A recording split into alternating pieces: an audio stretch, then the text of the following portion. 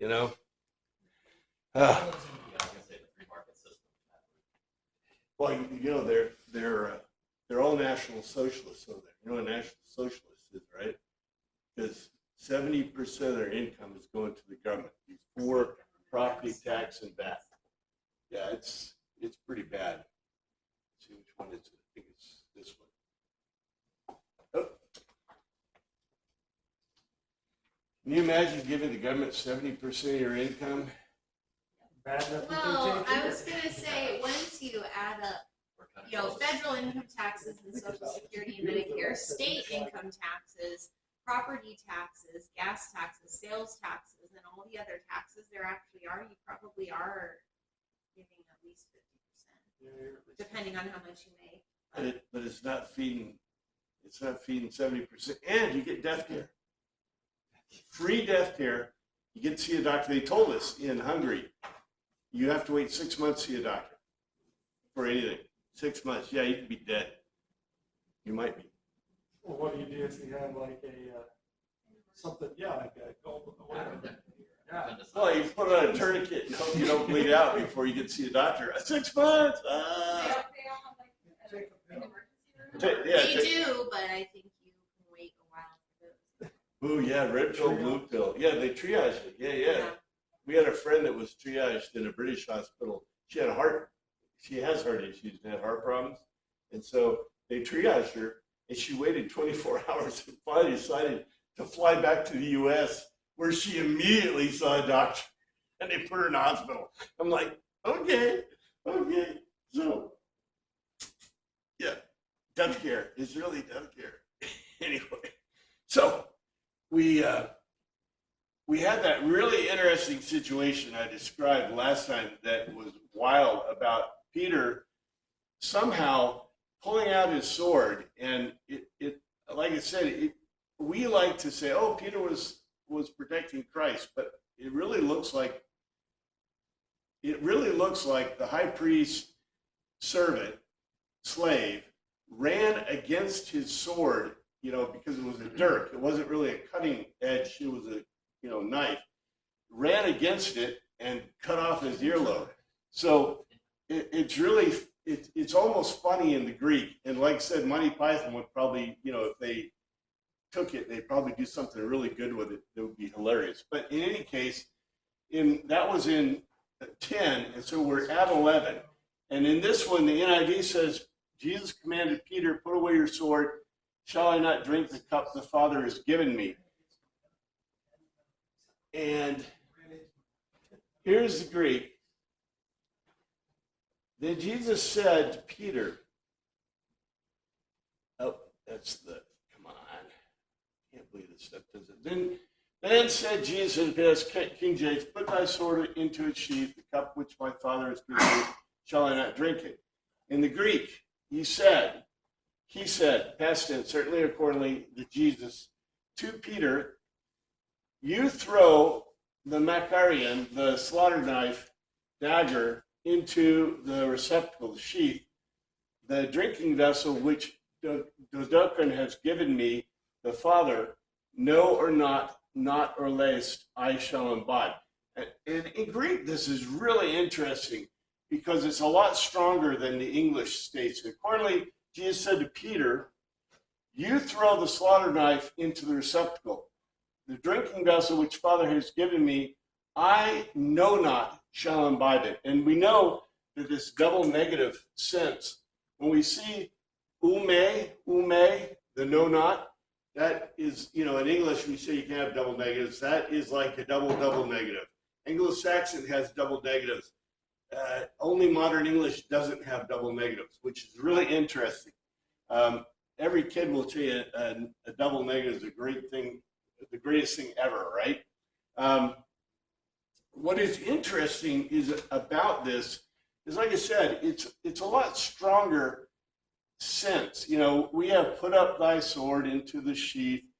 When Jesus basically is almost, I think he's accentuating the fact of what happened. Peter, I don't think Peter was protecting Jesus so much as he pulled out his dagger, he maybe protected himself, and here comes the guy, and poor guy, he runs against it, and it chops his earlobe off. And Jesus is like, dude, throw it back into the sheep. Put it back, you know. But the sense is so strong, it's almost funny in itself. I don't think they're trying to make fun of it at all. This is not meant, if anything, in a classical literary sense, the writer is trying to deflect some of the horror of the situation. You know what I'm saying? You know how this is the exact opposite of bathos. Pathos in English means from the ridiculous to the sublime. I think that's what this is pathos. Pathos is from the sublime to the ridiculous. It's when people laugh in a movie. You know, you remember Star Trek?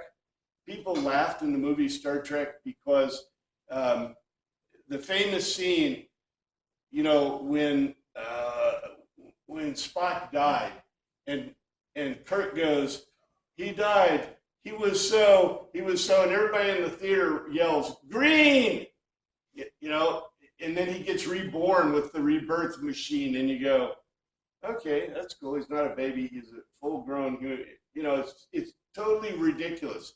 It goes from something very sublime where Spock is giving up his life to something absolutely ridiculous, you know, that is like crazy.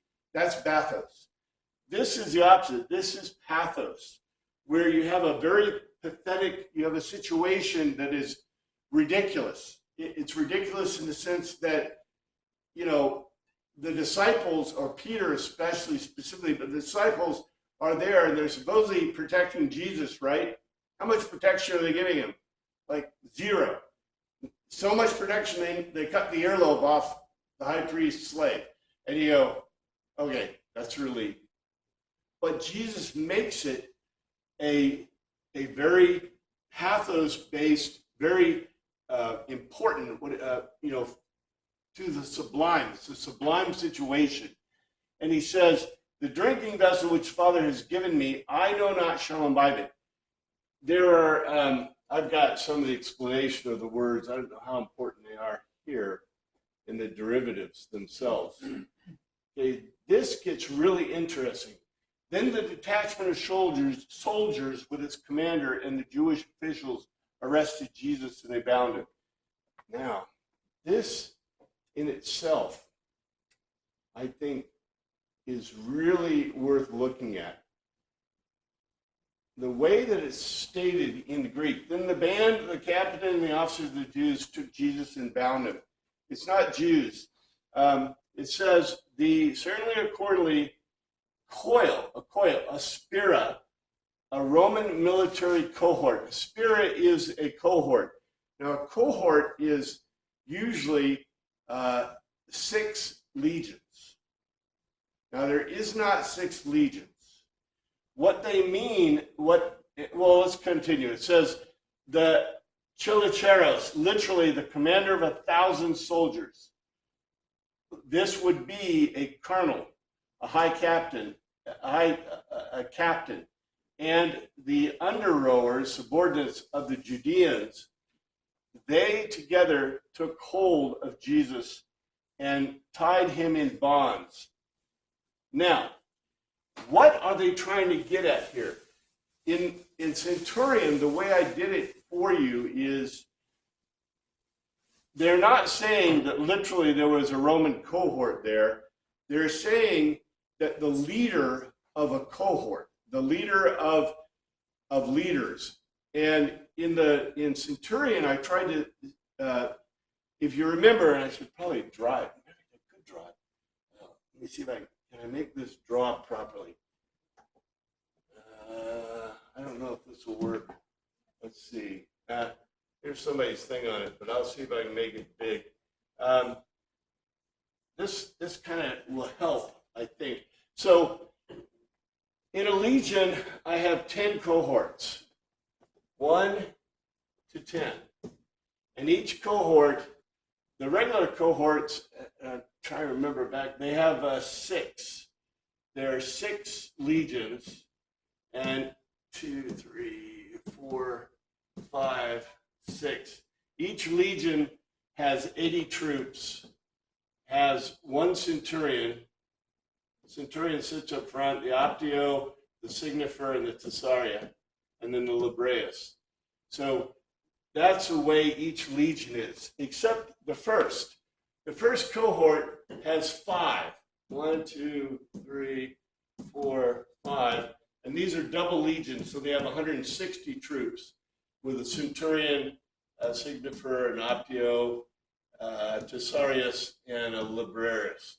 So these are single legions, these are double legions. And so what I think that the author is trying to tell you is that he's not trying to say that there is a cohort there, that there is, what is that, 80 times 6, about 500 legionnaires with their leaders. What he's trying to do is he's trying to tell you that there is a commander of a cohort. And I don't believe in, what does that mean, a commander of a cohort? When you're in the field, the head of the first legion of the cohort is the guy in charge. Now, in Centurion, what I did, the Centurion at the time, I believe he was the head Centurion of the third cohort of the first cohort, the third legion in the first cohort. I think this is pretty close. What the author is trying to do is, John is trying to tell you that they did not send out just a dupe ahead. They didn't send out just the guy, right? The lowest man on the totem pole, or the low end legionnaire or centurion. They sent out a group, I believe, from the first cohort. So it would be their primary dudes. And the guy who was leading it, I don't think it was a full legion. It was probably, in Centurion, I show it as 2 of the main columns of the legion, which would probably be around 16 or so troops, maybe a few more. But the point would be that Pilate sent with them, with the legion, to oversee the capture of Jesus. I think the legion was not providing, they were there to make sure that the temple guard didn't, do anything funky, but he sent his high-end guy. That's why the centurion, Abinadar, in my book, was the guy.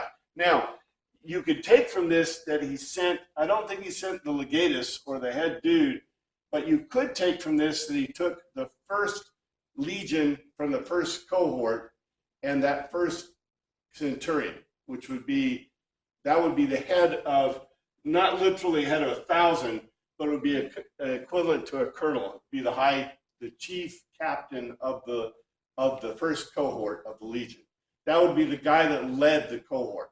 Or you could take this to mean the head guy of any of the cohorts, the first centurion. So I can assure you, he doesn't mean there were 1,000 legionnaires there. Pilate would have said, his advisors, do we need 1,000 legionnaires? That's almost a legion. Nah. But so are you saying it would have been 100, like 160, that first group? I think it was a smaller group than that. I think that what this is trying to tell us is not so much about how many legionnaires there were, but the leadership. It's trying to tell us that the cohort, the head of the cohort, probably, like I said, one of the centurions of the first cohort of the legion.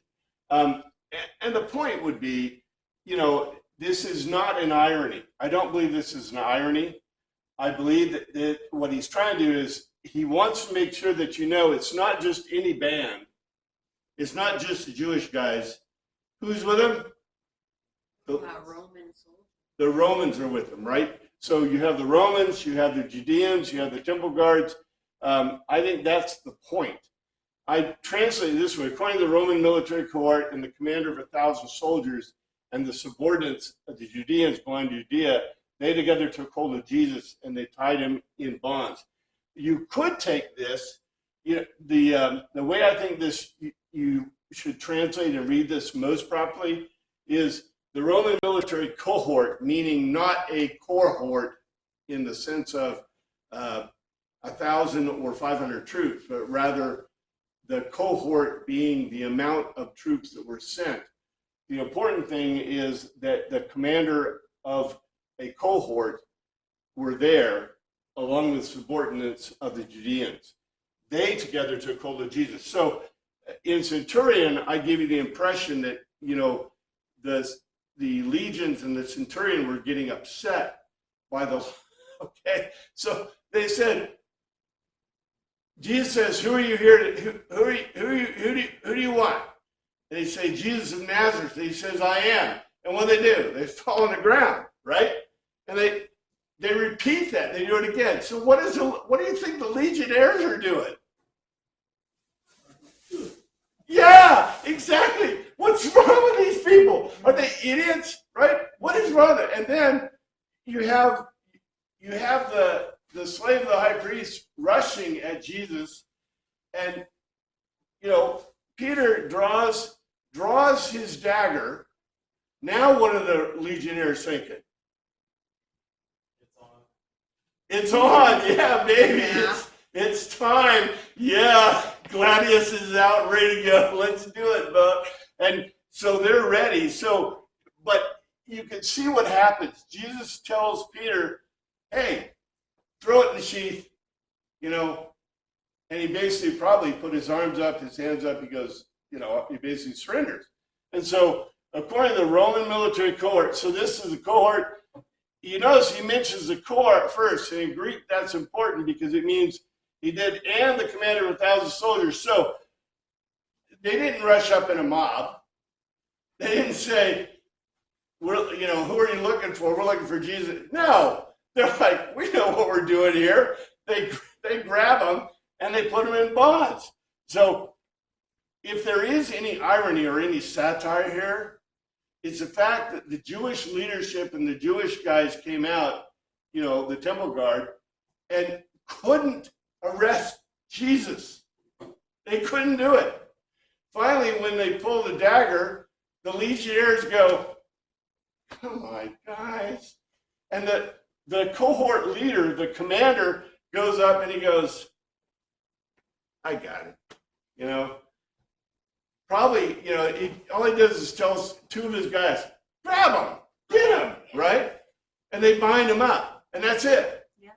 So if there is any irony, it's the effectivity, you know, of the legions compared to the Jewish leaders. It's like they couldn't, you know, the Jewish leaders are in a comedy act, right?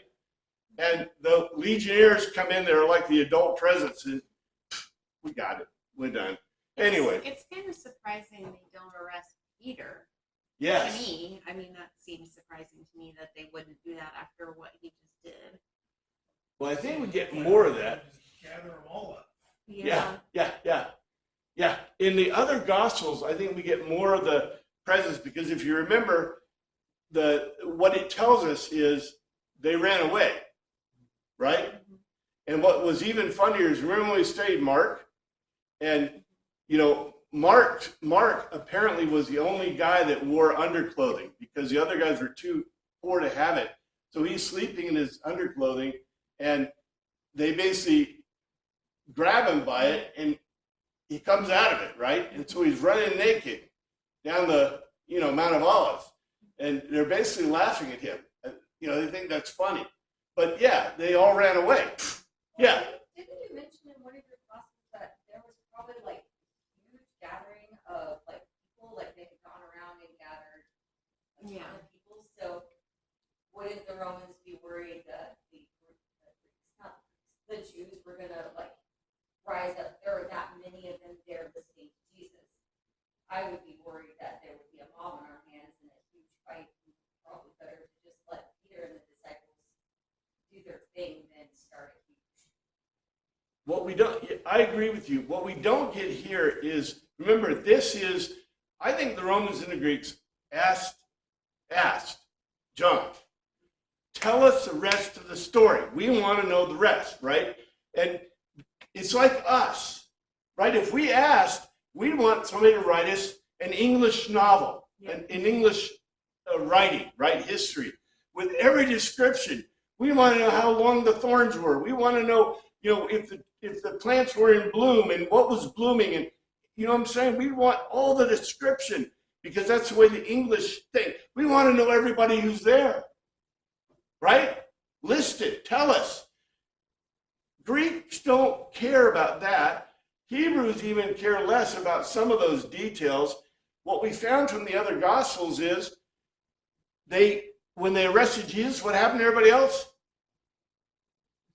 They ran away. Yeah. And if you remember, the other Gospels really talk about Jesus praying on the mountain. And I told you, when we said, I think Matthew or Mark, I can't remember, but I said, this is not what you think. If you look at it in the Greek, Jesus was really concerned the leadership of his disciples.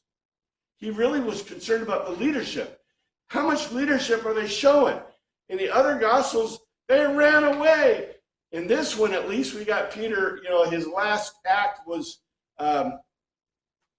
We couldn't have been there very long because the slave girl or whatever that recognized him, I mean, nobody else recognized him, and they paid no attention to her for whatever reason. Yeah.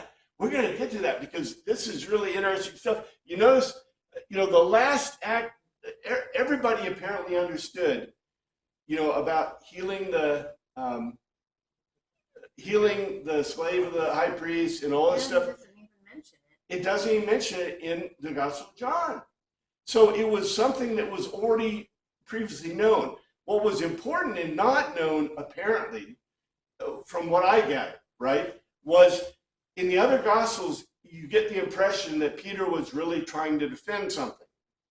In John, now whether there was that John-Peter thing going on, I don't know. That's always been portrayed. But John portrays Peter as kind of, buffoonish. He's not a soldier. Yeah, he accidentally brings out a dagger and cuts off the guy's earlobe, and you go, okay. And then Jesus says, throw your dagger back in your sheath. It's just very interesting, the verbiage that's used.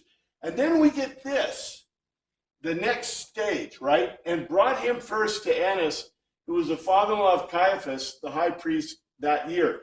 Now, this, in English, both the King James and the NIV, and led him away to Annas first, for he was the father-in-law to Caiaphas, which was the high priest of that same year. Now, in English, these just seem normative, right? Look at what it says in Greek. And Egagon, they led forward to Annas, Proton firstly. He was, assigning a reason, a father-in-law of the Kephiah of Caiaphas, who he was a high priest of the cycle of time of that one there, of that cycle of time. Firstly, they led him forward to Annas, assigning a reason he was a father-in-law of Caiaphas, who was a chief priest of that one there cycle of time of a year. So this is going to get very interesting. Caiaphas was one who had advised the Jewish leaders that it would be good if one man died for the people. Now, Caiaphas was he which gave counsel to the Jews that was expedient that one man should die for the people. It was, but Caiaphas, he having consulted or counseled together to the Judeans, that because it bears together, combined which brings profit, that one human man die off on behalf of the people, of the Lao. So, let's see. I've had some notes here about that, but we'll get to that. The big deal about, okay, how many high priests are there supposed to be? One. How can there be two? Well, they're not exactly following the rules anyhow. The Romans I'm were, confused. What does it say that there are two? I just thought it said that there's one that was for the cycle, so they traded them out. yeah, the Romans Right. traded them out. The Romans were Smart. really They go smart. back and forth. Yeah. Annas had been high priest. Caiaphas was, see, they call Annas high priest. Right. We'll have it again. But Caiaphas was the current high priest, and he was the father-in-law, a father-in-law. Okay, so they're trading on it. And also he's trading daughters.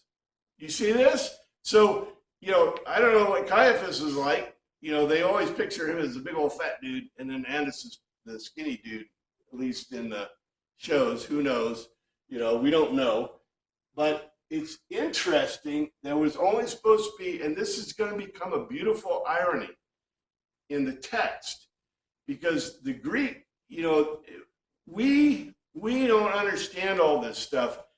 They knew it. They knew that the Romans and the Roman leadership was really, really smart. Matter of fact, we think Pilate may have been the guy who started this, but we're not sure. Because how do you fracture the Jewish leadership? So not much continuity. Yeah. So it was the high priest for life? Is that what it was? Well, it was supposed to be the high priest for life, right? It was supposed to be, but there wasn't. Because what they did, and well, remember, we got a problem here. You guys remember what happened, right? The Herodian dynasty? In the Herodian dynasty, number one, the Maccabees were probably Levites, but they weren't Aaronites. And so in the Maccabean era, which was just preceding this, what did they do? The Maccabees made the king the high priest.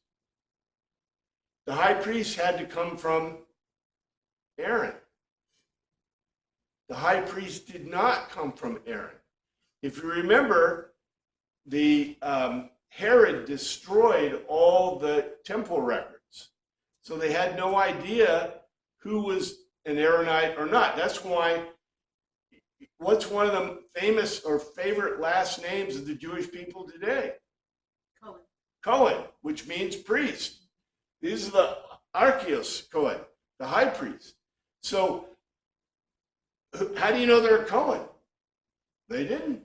All the records have been destroyed by Herod. Now, they still had memory, right, and time, so they still kind of had it close.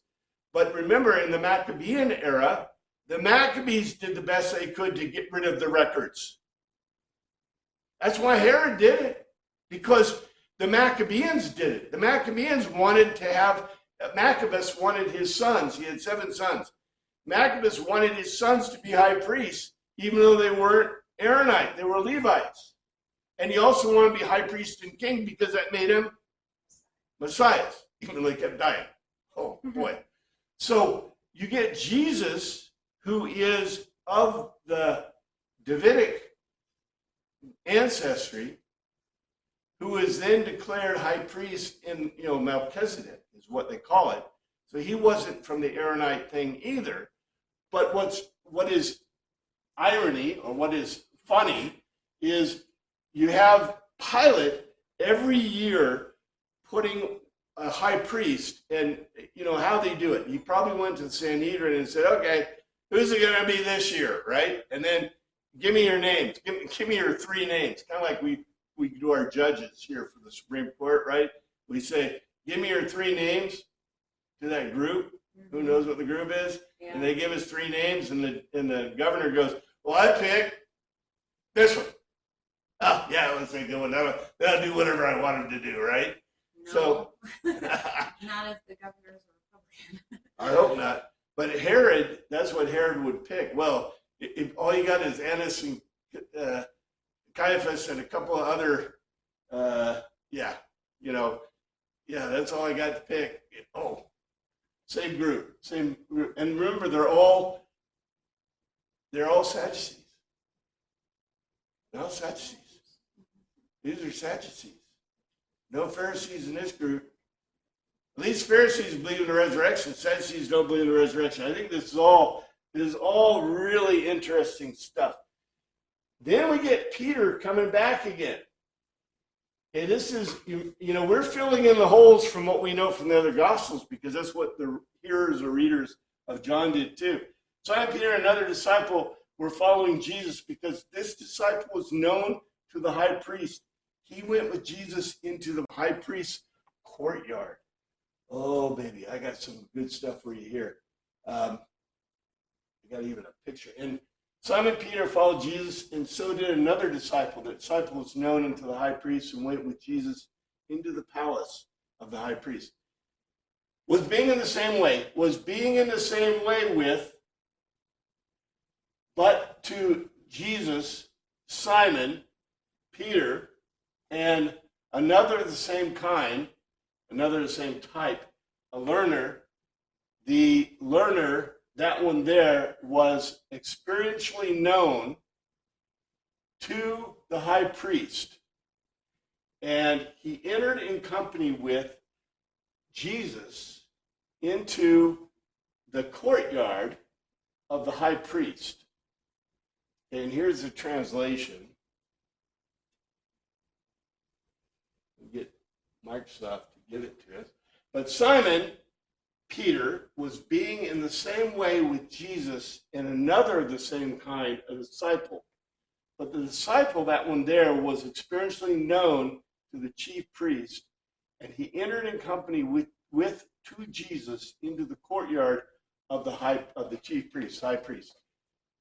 I got a picture. This is what we think Anas's house place looked like. Now, how do we know this?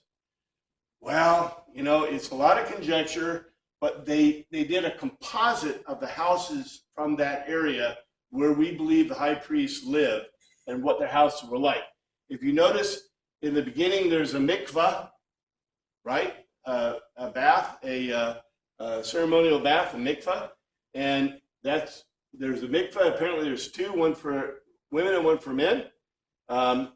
There's the lower courtyard.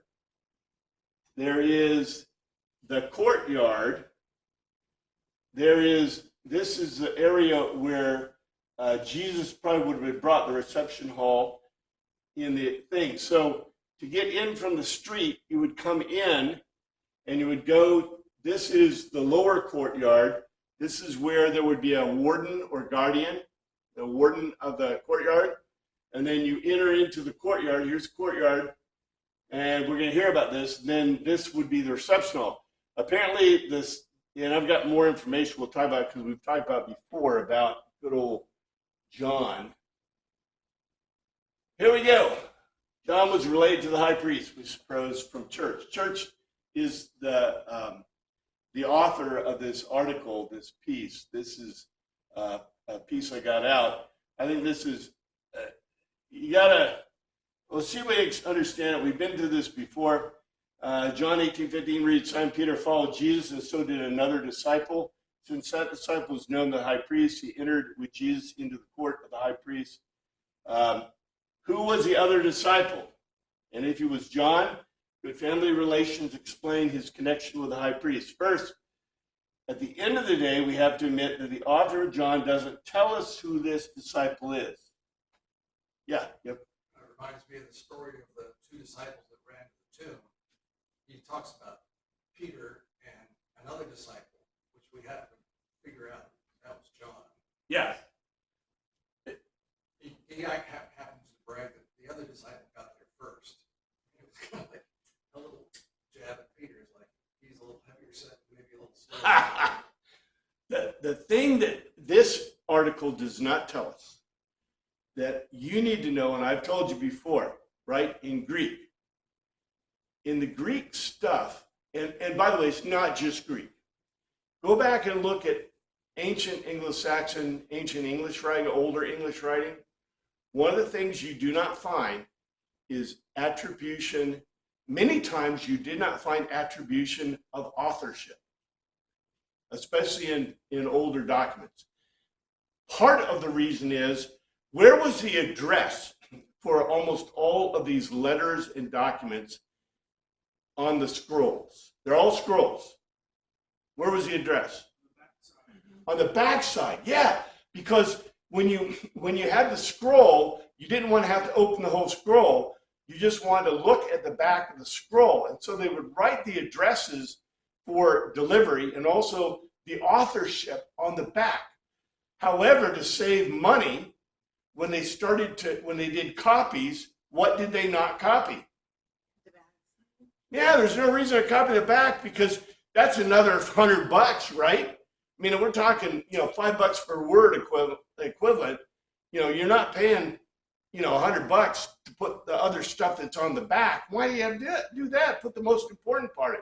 So we know that ancient documents, we believe, and we actually have some evidence that they started with the addresses and the authorship on the back, and then when they got copied, they weren't there anymore.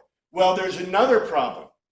If you look in historical documents, even in English, one of the classic things that they didn't do is many times when you were talking about the author, what did you do?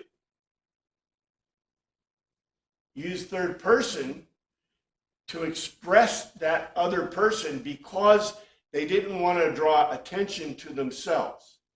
This is exactly what we see here in this thing. He calls him the other disciple.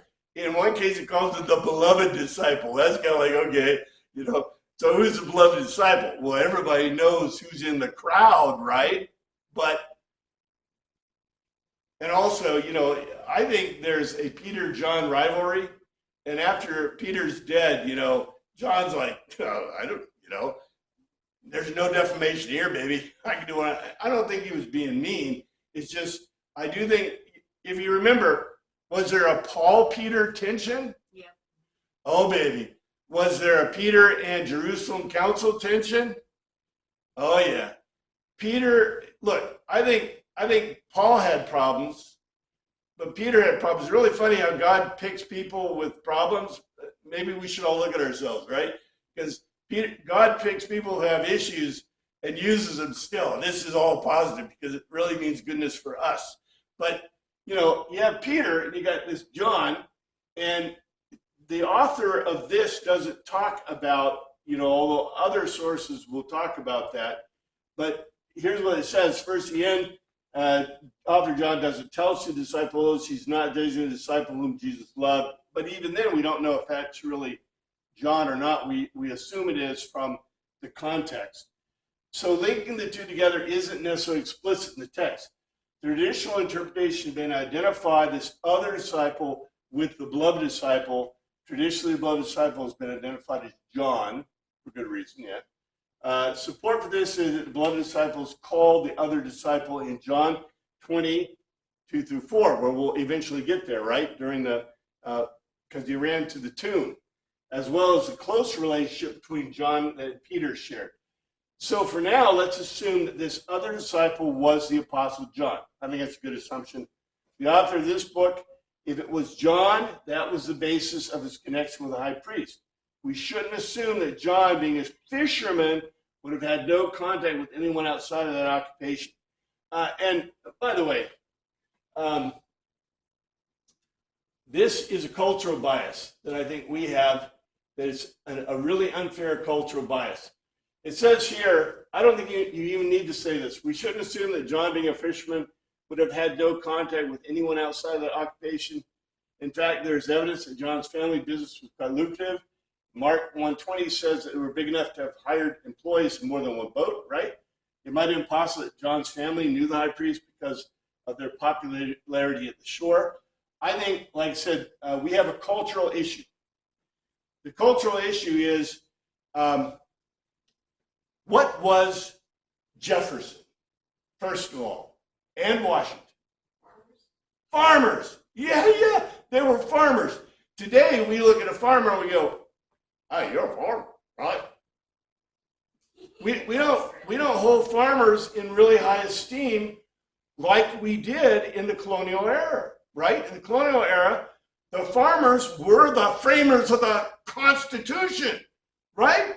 You had pastors, the farmers. Okay, there are a few pastors who signed the Declaration of Independence. There are a few farmers, pastors. There are pastors, there's some doctors, but most of the people that signed the Constitution were people were farmers. It was an agrarian society. Yeah, you had to survive. Well, But like when we went to DC, you look at Washington, I mean, he was filthy rich, at the time. he was a good farmer. Yes, he was a good farmer, a good businessman. He had it. Well, that's With inflation, he might be considered a millionaire today. But remember, in those days, inflation hadn't hit because we didn't have a Federal Reserve and we were still on the gold standard. So you actually had your gold and you were really wealthy even though you weren't a millionaire. But my point is this. Culturally, we think that farmers are today, okay, poor, I apologize to all the farmers, but we really do think farmers, are the guys down here. But they're not. In the colonial era, they were here. What do you think fishermen are in the pecking order? probably just above shepherds. Well, I think they're pretty, well, if you're thinking that shepherds are highly No, placed, they're not. I would say that the fishermen are really highly placed in this culture. Today, a fisherman is a person who goes off to catch bass on the weekends, right? Unless you're watching The Greatest Catch, I guess. But, my point is this. We culturally think that fishermen and farmers are not the peak of culture in society, but they are in this. Remember, the merchant class really is strong. Give up. Because fish weren't considered meat. You could eat that anytime, and it was the primary protein that the whole population was consuming 90% of the time when it wasn't a festival. So. Bingo. They Bingo. even Building a sold- boat.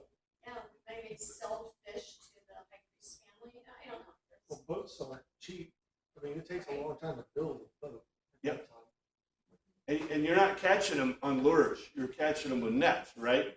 And it takes skill. It takes a lot of skill to be a fisherman. I mean, a net type fisherman. We noted that, right? Because what was the biggest thing? Jesus, there were storms on the seas, right? And they're trying to catch fish and they're having issues. But yet when they catch fish, they're eating well. And remember, this is Greek. It is a Hellenized society. We don't ever hardly think of this Hellenized society, but what were the Greeks' main protein? Fish. Yeah, because it didn't have to be sacrificed. And you could buy it in the marketplace, right? And it was inexpensive. It wasn't like beef or pig or chicken or anything else. So they were a totally maritime society as well, with all their islands and they everything. were a very maritime society. Very, very, which is, how much maritime is in Levant, along the coast of Jerusalem, of Israel? A lot. It's huge, right? I mean, it's a little city, it's a little area, but it has a huge coastline. And remember, where did Pilate spend his days? Caesar Maritima, which was a port. So it's huge. I should probably show you a map, but that's okay. The point is, it is possible, and Tanya mentioned that John's family knew the high priest because of they were selling fish. However, there's also a chance that John might have had priestly blood. Now, the thing I want to point out here is, I don't think the high priest would have been eating, although he might have. Why would the high priest probably be eating fish?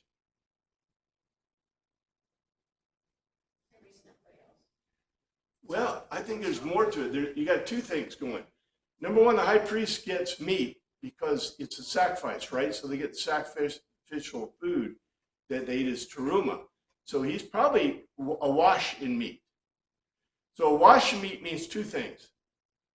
Number one, you get tired of it, right? So if you eat steak every day, you may love steak, but if you eat steak every day, it's like the Atkins diet. You go, I have to eat another steak, And right? Steak is boiled anyway. Oh yeah, don't remind me. That's just horrific, right? They had to boil it. Oh, boiled steak. Oh, shoe leather. But yeah, so the one thing is they got plenty of meat, but fish was not a sacrifice. So they wouldn't get much fish. So they may have been going for variety. So that may be a positive too. But I do believe this second thing is, John has priestly blood. Now, how do we know this? So Mark 15:40 describes women who were at the foot of the cross as Jesus was crucified. It says, this is Mark.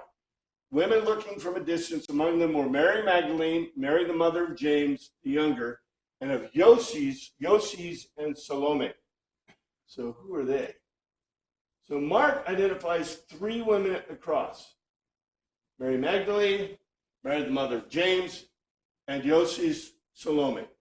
Compare that with the parallel passage in Matthew. Among them were Mary Magdalene, Mary the mother of James and Joseph, and the mother of the sons of Zebedee. Now, remember, it's hard to take too much from this because Greek literature does not care much about who is what or where. They only want to know the most important or those that fit into the narrative, remember, of logos to telos. So I think this is a good way of looking at it, but it's not necessarily 100% conclusive. The author doesn't mention this, but this is the truth in Greek writing. So Matthew identifies Mary Magdalene, Mary the mother of James and Joseph. Another spelling of Mark's name is Yoses, the mother of the sons of Zebedee, including the apostle John. When we compare these lists, we wonder whether Mark's Salome is a proper name for Matthew's, the mother of the sons of Zebedee, or John's mom, because much of the other materials tightly parallel between the passages. It's safe to say that Salome equals John's mom's name. Now let's bring in the Gospel of John. But standing by the cross of Jesus were his mother and his mother's sister, Mary, the wife of Clopas, and Mary Magdalene. We'll get to that when we get to 19. There's a debate over whether John has 3 or 4 women standing at the foot of the cross. If there's 4, it's Mary, Jesus' mother, Mary's sister, Mary Clopas' wife, Mary Magdalene, but the Greek text could read his mother's sister, is Mary the wife of Clopas. So it would be Mary, Jesus' mother, Mary's sister named Mary, who was Clopas' wife, Mary Magdalene. However, this is probably not the best way to read the passage, simply because that would require that Mary's parents would not only name her Mary, but also name your sister Mary.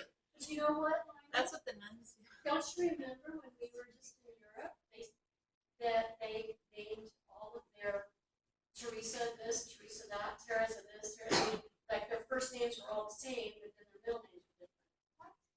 Yeah. They sometimes do that. Yeah, so all of your daughters had the same first name, but then. Well, I think he's right. Unless you're George Foreman, that doesn't make much sense. I think they're making fun of George Foreman. I think he named 2 of his daughters the same or whatever. I don't remember. Anyway, that's probably an old a thing. But yes, we have seen in the past that people have done that, and people will do that. However, I think that he's right, because this is all about parsing text. Remember, how much punctuation is in Greek text? None. 0. So you got a problem. There's no, in Greek, you can't identify, the person very easily. So it looks like a run-on in English, but we put a comma there. Fix the problem. They didn't have any commas. So I think that the author here is pretty good. So now let's compare John's list of 4 women with Matthew and Mark's list of 3.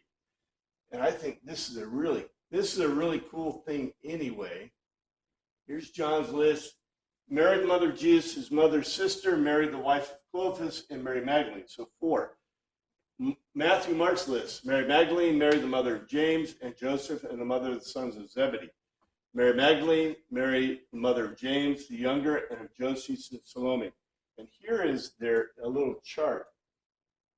Oh, it breaks it in the thing. But anyway, this is a great chart. So here you have it. Now, why do you think that Matthew, Mark, and Luke didn't mention Mary, the mother of Jesus? Obvious? Yeah. I think it's an obvious thing that, there's no reason to state it. John was asked the rest of the story. So John is filling in the blanks. And I think that's true. So I think you could fit that right in there. Here we have Mary Magdalene. You notice that there are 3, Mary, Joseph, and Joses, sons of Zebedee.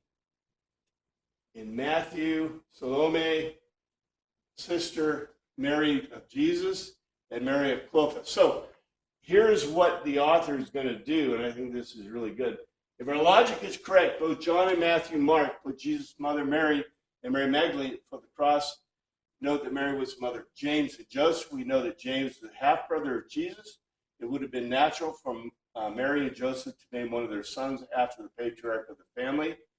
John alone lists Mary, Clopas' wife, but it's likely that John and Matthew and Mark referred to the same person when they referred to Mary's sister, Salome, who was also John's mother. This would mean that John the Apostle and Jesus shared some relation. Cousins, yep. To take things a step further, we know from Luke's gospel that Mary, Jesus' mother, was related to Elizabeth, mother of John the Baptist. Some translations say they were cousins. The Greek word can simply mean relative, leaving the connection uncertain. Luke tells us that Elizabeth was one of the daughters of Aaron, meaning she comes from priestly stock. To summarize, Mary, Jesus' mother, is related to Elizabeth, who's from a priestly family.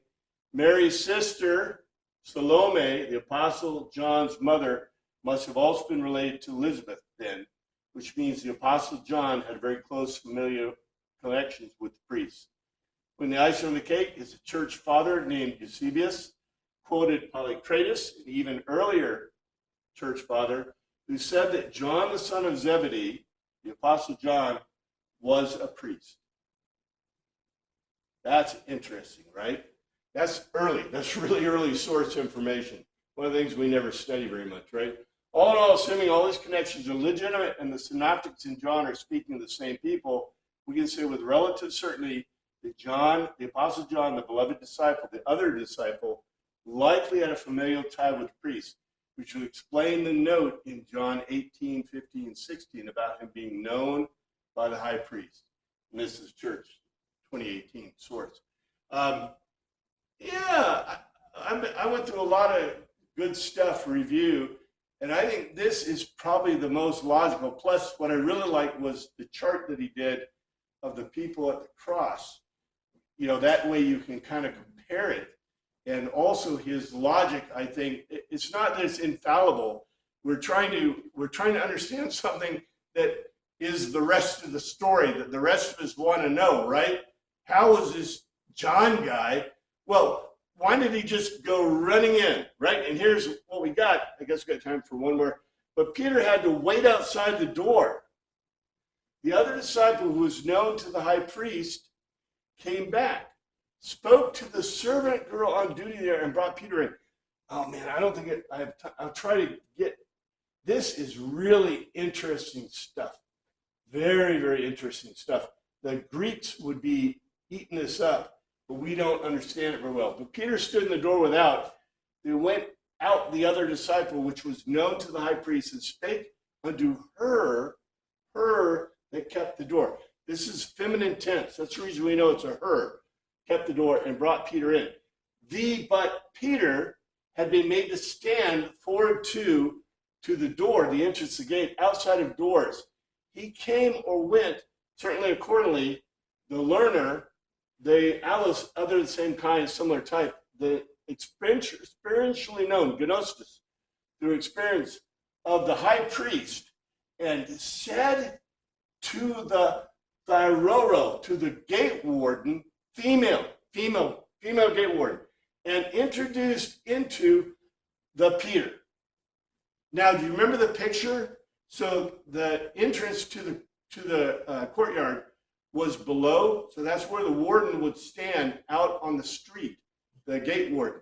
The fact that a gate warden is a female, here's the thing, but Peter had been made to stand forward to the entrance of doors. Accordingly, another of the same kind disciple, experiencing known to the high priest, came out and said to the gate warden, who was a female, and introduced into Peter. In other words, introduced the gate warden to Peter.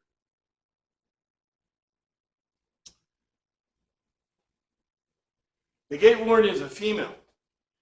You aren't one of this man's disciples too, are you? She asked Peter. He replied, I am not.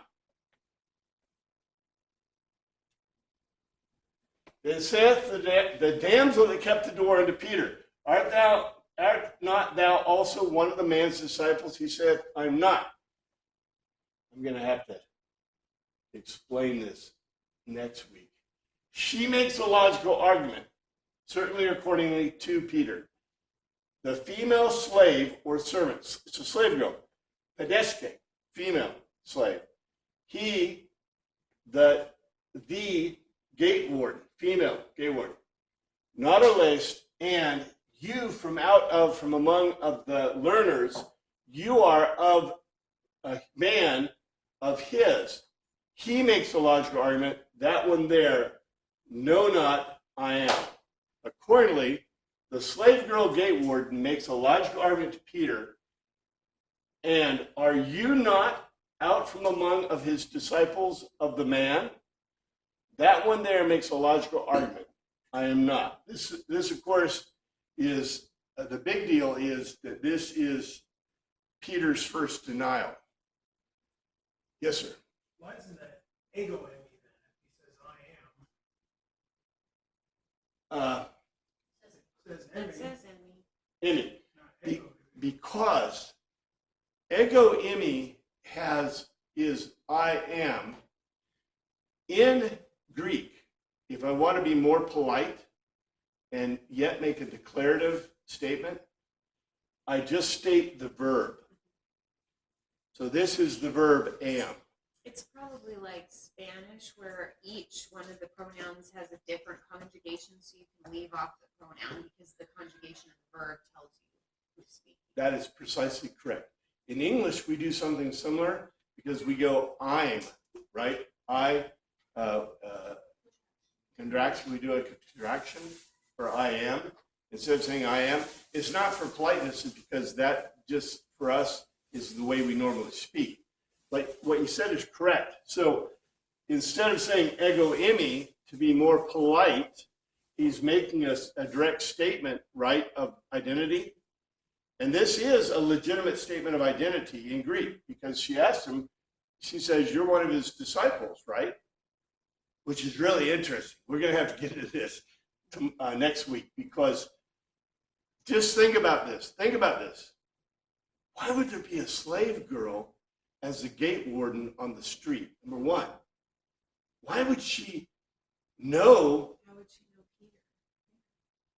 Not just Peter, probably knows John because she's the gate warden, right? She's supposed to know these things. John's already inside.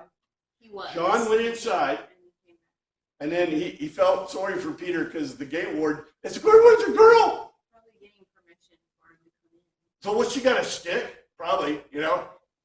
You can't come in. I don't know. We have to talk about this because this is really deep stuff in Greek.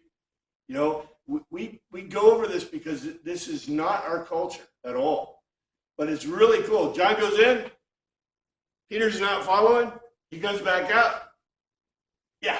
This is an opposite reflection of the two. Oh, Because in yeah. that situation, Peter goes rushing in, John stays outside the door. It's kind of like parallel opposite. Yeah. Very good. Very good. I believe that the author is really bright, and he's putting things that would be a true historical context. So the fact that occurred would be more than just like a literary technique. You know what I'm saying? Because it's truth. So maybe we can talk about that too. But the thing that's you need to think about, why is there a slave girl as a gate warden? Why did this happen this way? This is deep stuff. This is not just, you know, we read it over and go, oh yeah, sure, there's a girl there, right? With a stick. I don't know. A sword. Whatever. Thank you, Father, for your word. Pray you look after us this week. In your name we pray. Amen.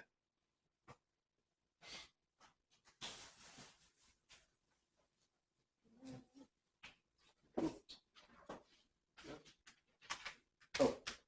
Hey, did you see somewhere that you volunteered or associated with Treehouse? Years ago, I used to,